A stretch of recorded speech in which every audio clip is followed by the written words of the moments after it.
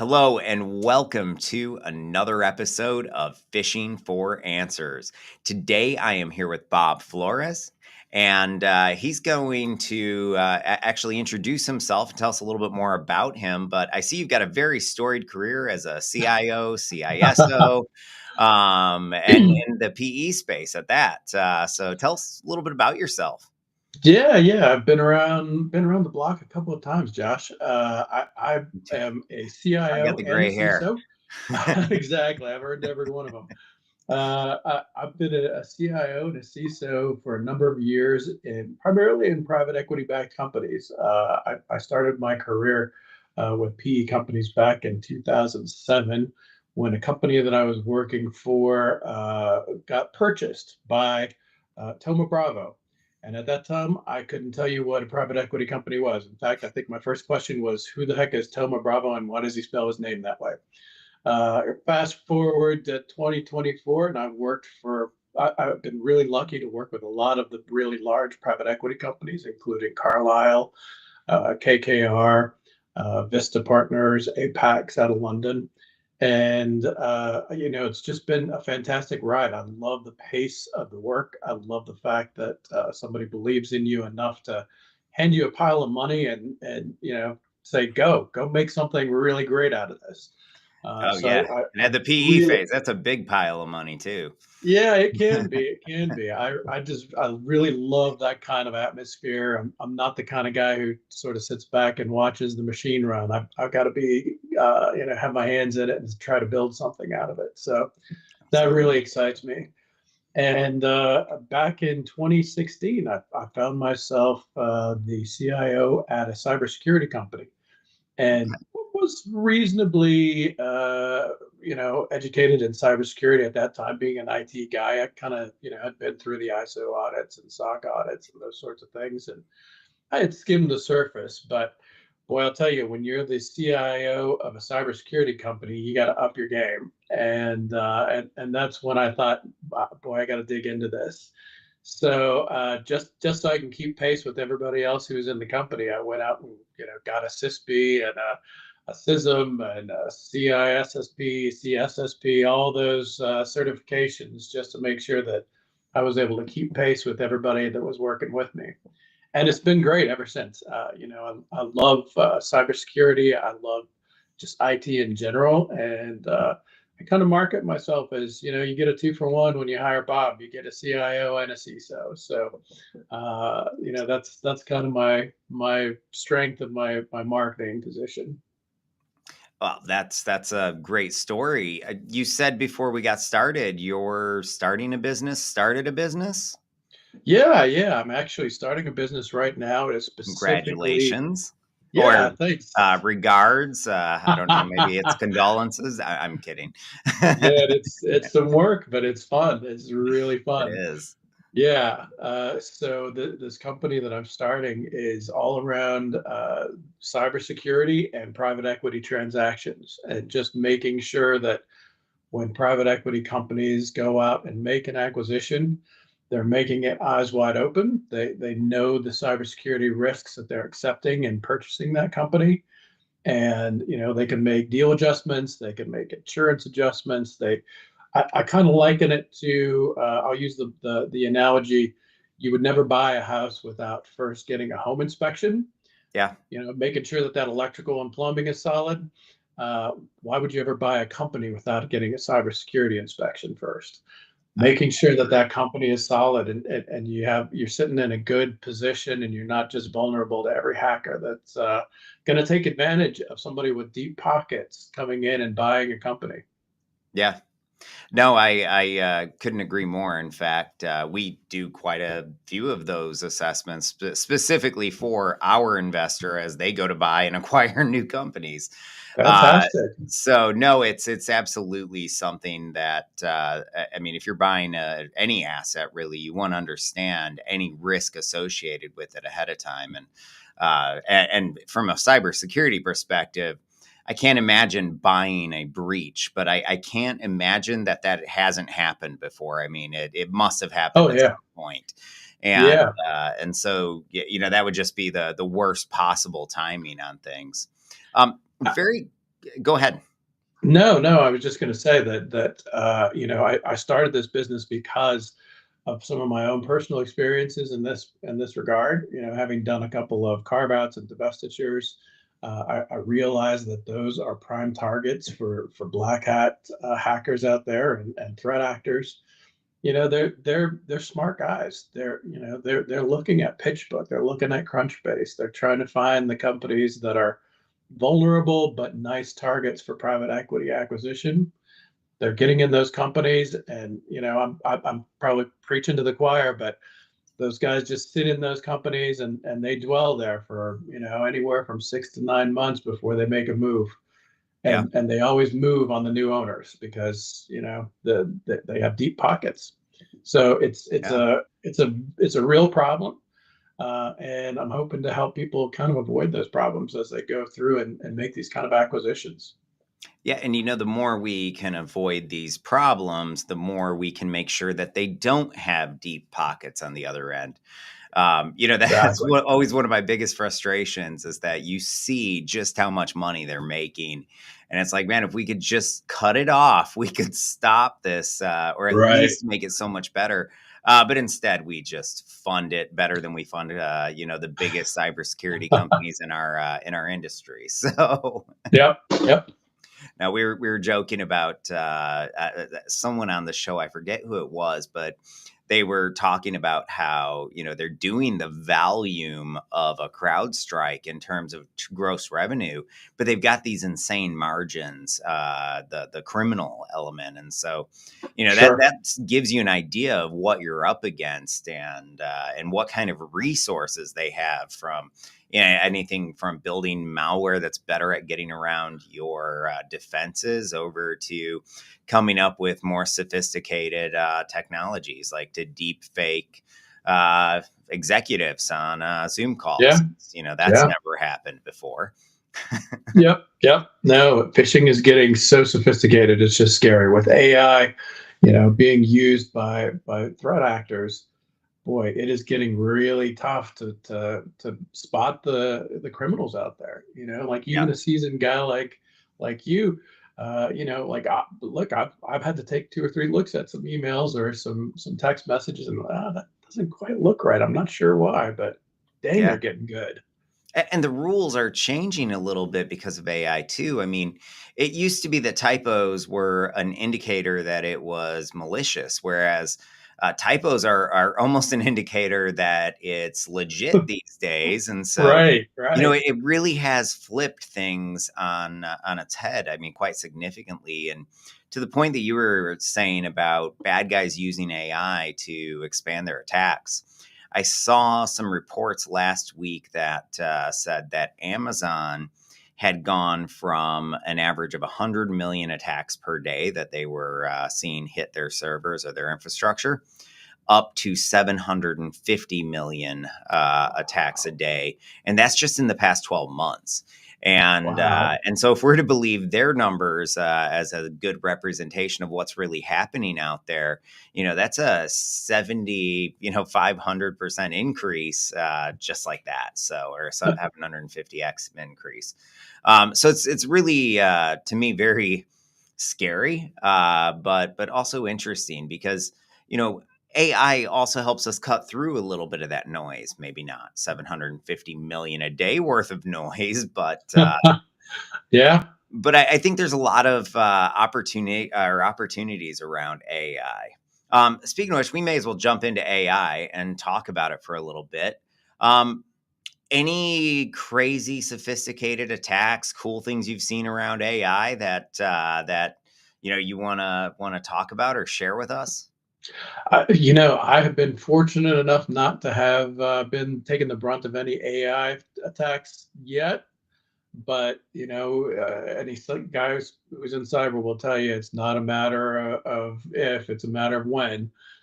So you got to prepare for it. But I think that the first wave of this stuff is all going to be in terms of these phishing scams, because you're right. Like before, you could spot a phishing scam pretty easily. You could spot the typos, you could spot the grammatical errors, or just the plain awkward language. But now these multilingual AIs are generating content that looks native, it looks great. personally, I think that the guy who cracks the code of I need a really good email gateway who recognizes AI when it sees it and can flag that and as suspicious and make sure that people are paying attention to AI generated content. That may be the next thing that starts to tip off people. Like, maybe there's a red flag at that on that email that just says, hey, this content was AI generated. Just telling you for Yeah. context, maybe look at it a little more carefully. Build We're that into doing the something heuristics. along those lines that we're coming to market with early next year, but Are we're you? That's looking more fantastic. at the underlying psychology. So, as opposed to saying, hey, this was generated by AI, we're just looking for any of those, I guess, psychological indicators of an attack. And so, urgency, using authority, even, Scarcity. Yeah, yeah. yeah, sunken cost fallacy, different things like that. All of these are constantly built into these. And what we realized is that the psychology never changes, but the technical indicators do.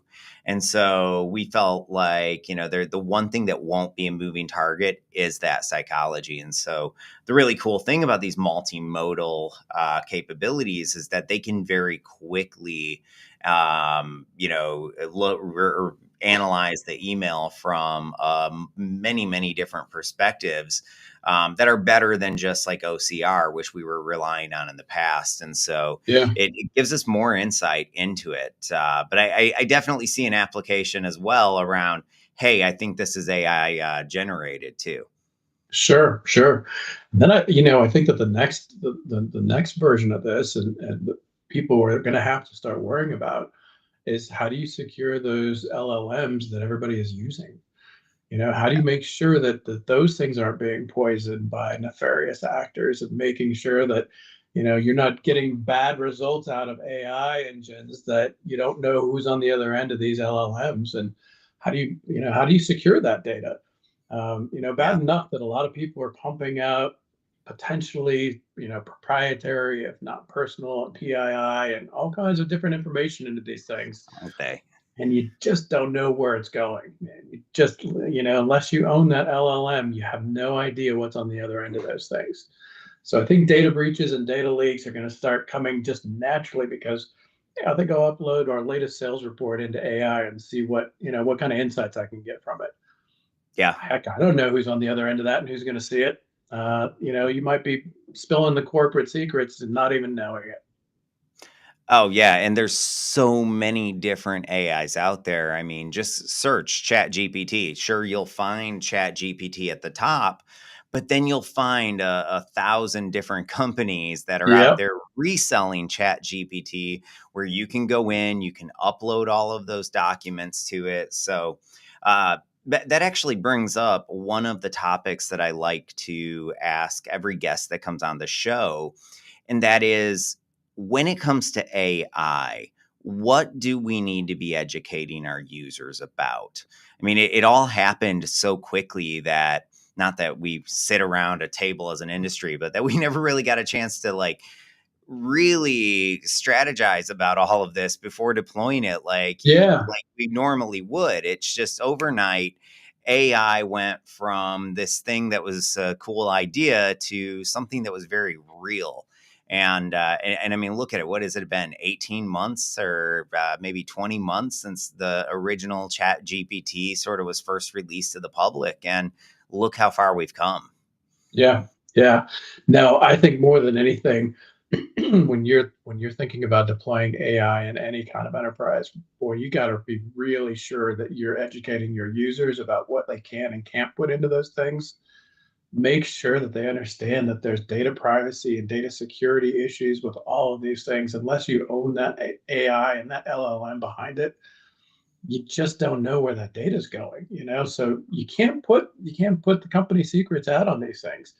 You can't just spill the beans and ask for help because it's easy. You have to really know what's on the other end of these AIs and who could potentially see that data and what you're willing to share. So data Yeah. security and data privacy, I think, to me, are my biggest concerns when it comes to AI. I just don't know who's on the other end of those things.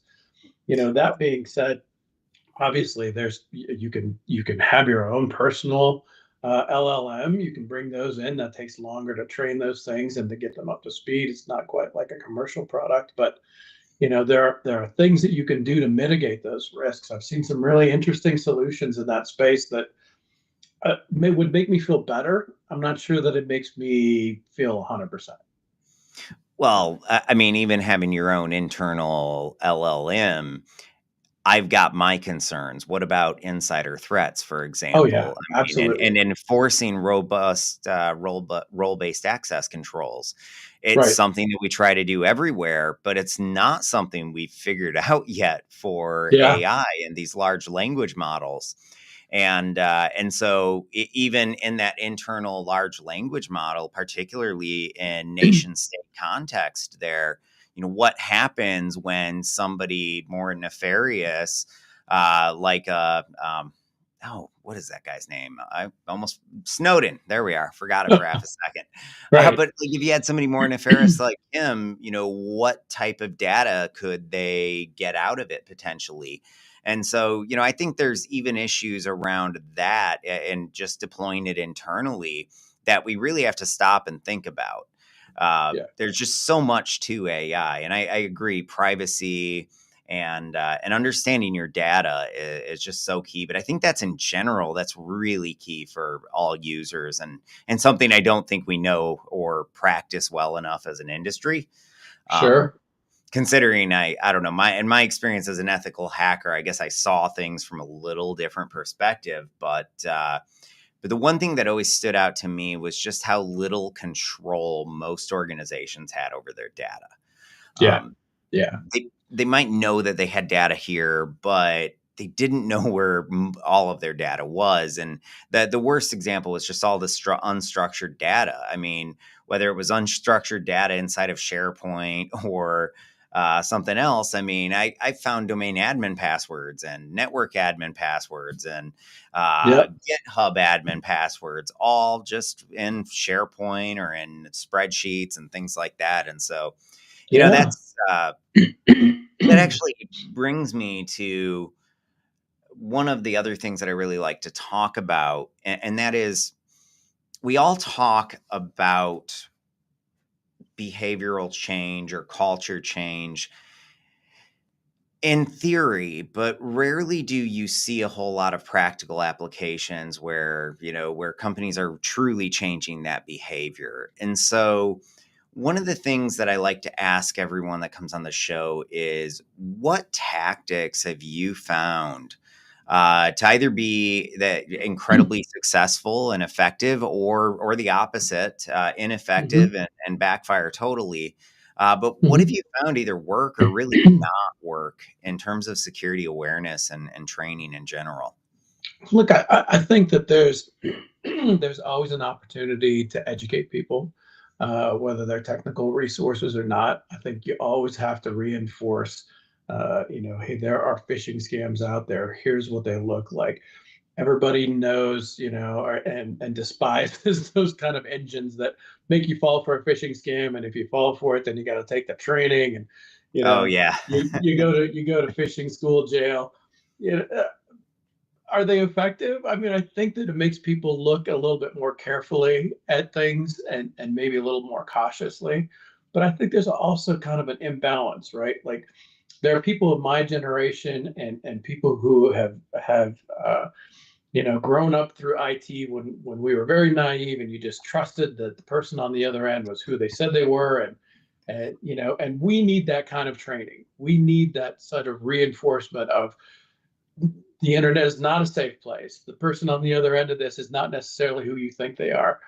You have to be skeptical about all this information, and that needs to be constantly reinforced. My sincere hope, though, is that there are younger generations who are coming up and living with these kind of technologies from very young ages, and they're absorbing this all as they grow up.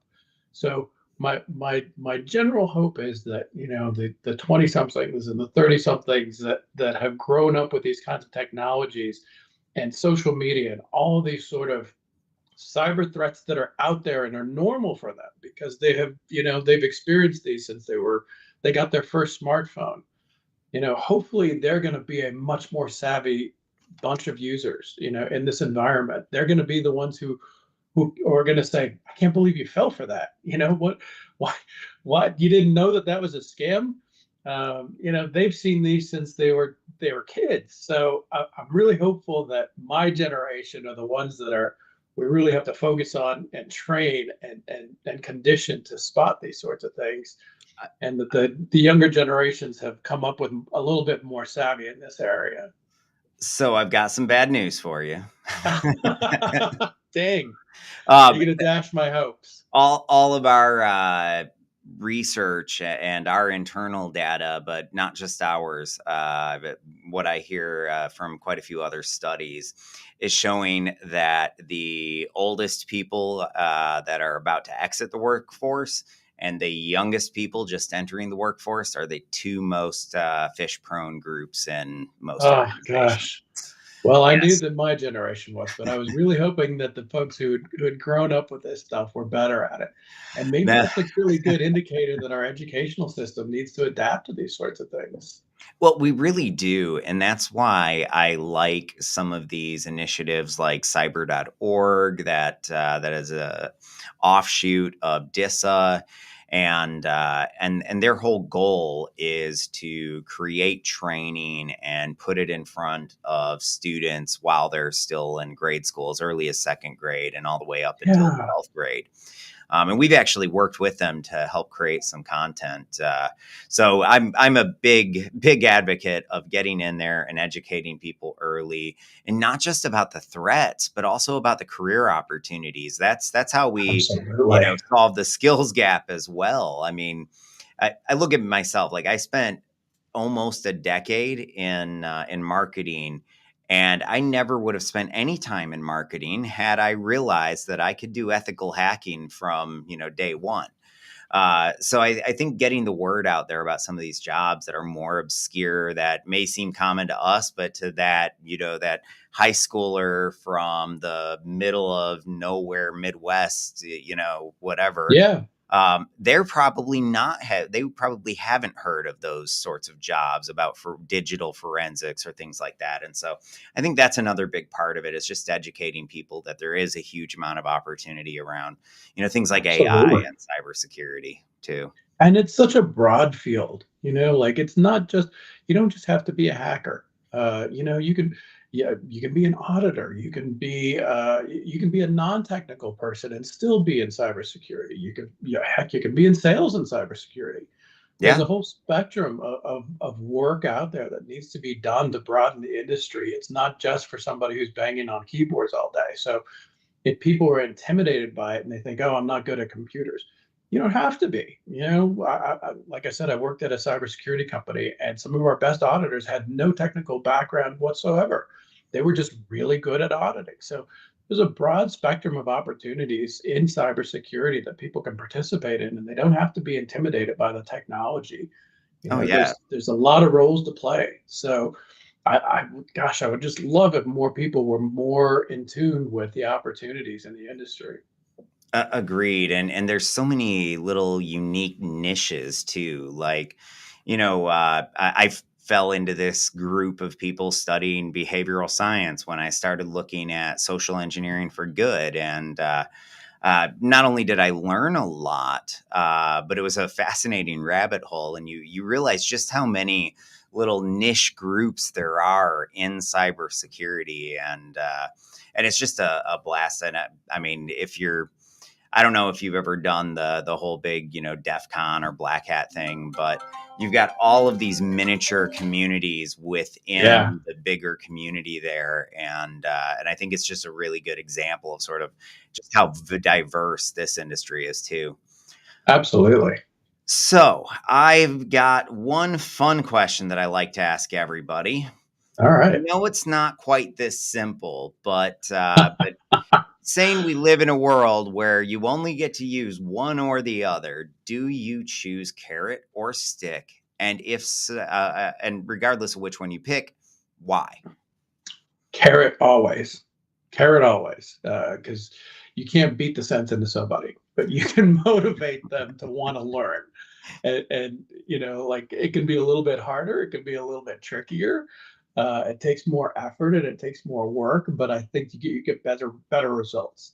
The stick is phishing email jail, and I got to go take that class, and I'm just going to put it on play, and I'm going to go get coffee, and I'll come back, and hopefully the training will be over by the time I'm done, and I won't have to deal with that until the next time I get caught. But Yeah, if you offer up a carrot, that's a little more motivation. agreed, wholeheartedly. And, maybe we should change the phrase from "you can't patch stupid" to "you can't punish stupid."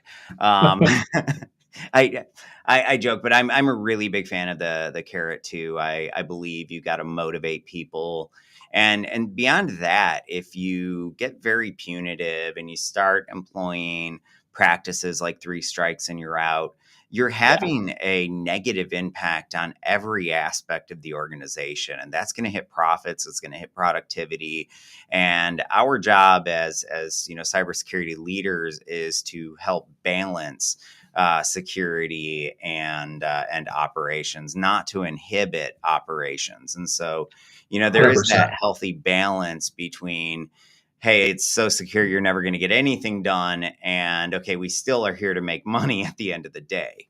Right, right. No, I absolutely think that a well architected security plan is virtually transparent to users. Like you shouldn't even know it's there. It should just protect you and, occasionally warn you, hey, this looks a little fishy, or They're just there going to might. click through that warning anyway. Yeah, but onerous security programs, man, they are really detrimental. They impact, like you said, a lot of aspects of the business. And you don't want to be that guy who's like, oh, I want to go buy some new software, but I know Bob's not going to let me have it because it violates security protocol, or he hasn't looked at. You don't want to be the bad guy in the situation. I always try to position these things like I'm here to help you. I want to make sure that we're doing as much as we can to make your life easier while making it safer at the same time. And Yeah. there's not a reason that it can't be both. You Oh, know, I agree wholeheartedly. So that actually brings up another really great topic, because one of the things that well, there's research about, but also that we've just found anecdotally as well, is that the more we make things relatable to the individual and their role, the better retention we get. sure. And in fact, the studies show that it's close to 15 times improvement, or 15x improvement in retention, just because we acknowledge your job and how it's associated with the threat. So, along the lines of role based training, from your perspective, what are the roles that people should be focusing on if they're going to go down the path of role based training? Look, I think that there are always easy targets, right? Like first people on my list are always finance, because they're That's like. what keeps us up at night, right? Exactly. They're going to get hit more often than anybody else. They're going to get hit with a more variety of scams.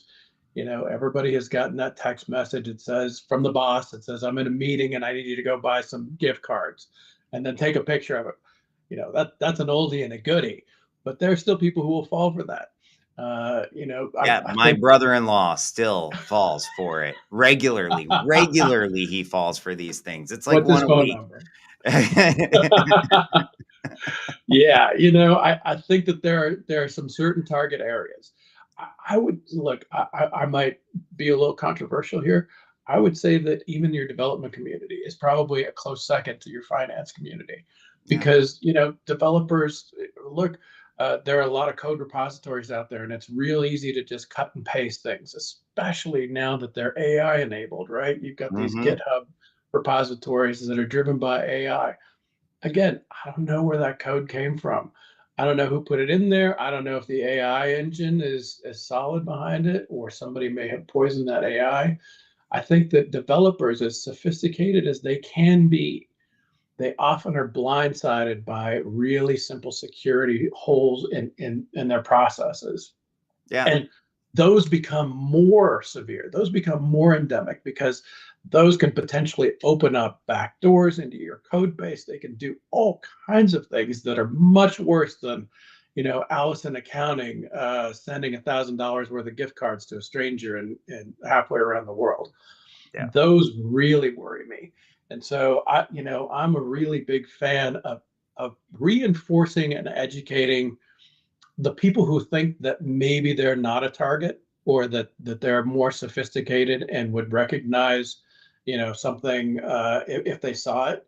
Because let's face it, developers are they're very smart people, but unless they're trained in security, then they may be completely blind to some of the things that somebody could take advantage of Oh, them. they are. They're actually right up there with sales as in terms of being one of the most susceptible groups in almost every organization that we work with. Yeah. And what's interesting though is they tend to fall for that sort of classic spearfish that's impersonating your IT team, or the development head, or maybe somebody from the CI/CD team. Whereas like salespeople, they don't fall for the same types of fish at all. They tend to fall for those social media themed phishing attacks, like the fake LinkedIn message or something like that. So it is interesting to see how different job functions are susceptible to different types of attacks. Sure, But sure. no, I couldn't agree more. And one thing about the developers that it's not just about maybe getting bad code in there. I think it's just as much about helping to ensure that they're writing secure code too. Uh, Absolutely.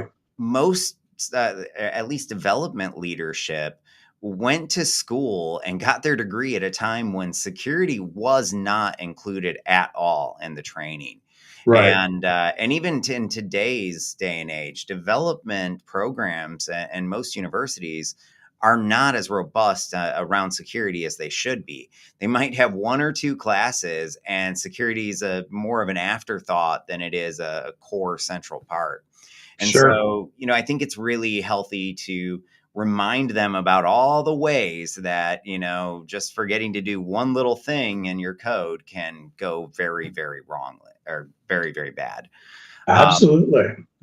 How many vulnerabilities are out there right now because of a SQL injection vulnerability, or a cross-site scripting vulnerability? Like those things are so common. It's not, and you don't think about it until, somebody points it out to you and oh crud, I didn't realize, I didn't know, because yeah, they're not trained on it. no, and yeah, I see them all of the time, and that's actually part of the reason that I have issue with the stat that says, I don't know, it's anywhere between 91 to 93% of all breaches start with human error. I'm like, no, 100% of them start with human error, even if it's that technical exploit. It started with us writing insecure code. It Right. started with us not hardening that system, or not changing the credentials, or different things like that. And Not patching, not updating. yeah, Yeah. yeah, All of not those things. patching. Exactly. That's a good one. Um, well, hey, let me see. What are your thoughts? I think we have enough time. Yeah. So, what are your thoughts on gamification? So, we hear a lot of talk of gamification, but I also hear a lot of criticism of gamification. Where are you at with it? What parts do you think work or maybe don't work? What do you think? Well, I might be the only tech guy out there that is never into video games or never into games. I So used to it be doesn't before I appeal to started a me. company. Yeah, right. Like I just don't. I, if your audience works for it, if that's the carrot that your audience is willing to chase, then go for it. I don't think that there's any real solid answer for that. It's know your audience and what they're going to respond to, and then give them what they're going to respond to. I kind of approach this from a different perspective. If you're a bad guy and you're designing a phishing campaign, to your point earlier, sales guys respond to a different kind of phishing campaign than a technical guy would do. Those phishing scams, the guy who architected that phishing scam knows who his audience is, and he is tailoring his phishing scam to his audience. I Mm-hmm. think you got to do the same thing with your training. Know who your audience is. What are they going to have time for? Are they going to say, I don't have time for this? I don't have time to play games. I got a quota to meet, man. I got end of the quarter is coming. I don't have time for this. All right, well then let me get you the quick and dirty, Yeah. training. Let me get you the bottom line stuff that you can get off your plate and you still get the knowledge and you can move on with your life. Other people who respond to that and like, hey, I'll do this in my spare time. I like that. Why not? I'll learn and I'll play a game at the same time. And who knows, I might win that Amazon gift card at the end of the month or whatever it is. Careful, it's a fish. you know, Great. Speak to your audience. I think you just got to be in tune with your audience and know what they're going to respond to. And if they don't, then pivot quickly. Don't keep trying to push a square peg in a round hole. Oh, I think that's really, really great advice. So before we wrap up here, what is the top bit of advice from your career that you would give to somebody who maybe doesn't have quite as much experience as you? Uh, Try everything that you can, keep learning, and never give up. That's just that is the recipe for success. You just got to keep trying new things and not giving up, and that will lead you somewhere good. I guarantee it. Yeah, no, I like it. That I see it all the time where particularly that younger people, and I think it's just part of being young, are afraid of failure. And I'm like, you don't understand. The people that are the most successful in the world have failed the most. Absolutely, absolutely, and it's only a failure if you don't learn from it. That Yeah. that, that has been my lifelong motto. Well, then I have a It, few failures because there's a couple lessons I've had to learn more than once. Well, hey, this has been a really great podcast. It's a pleasure getting to know you. What's the name of your company that you're starting? it's called cyber sweep. Cyber Sweep. Okay, so you're Yep. gonna sweep the floor, clean up the mess. Clean up the mess. We're going to sweep the network and make sure the bad guys are out of there. I like it. I like it. All right, well, stick with me for a minute. I'm gonna say goodbye and end the stream here. But everyone,